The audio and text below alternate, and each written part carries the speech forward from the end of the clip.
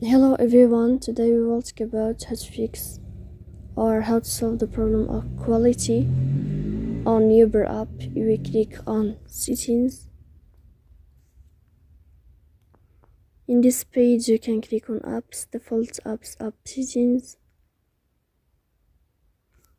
On above you can search about Uber app and you will enter. Then you can click on first stop and you can click OK.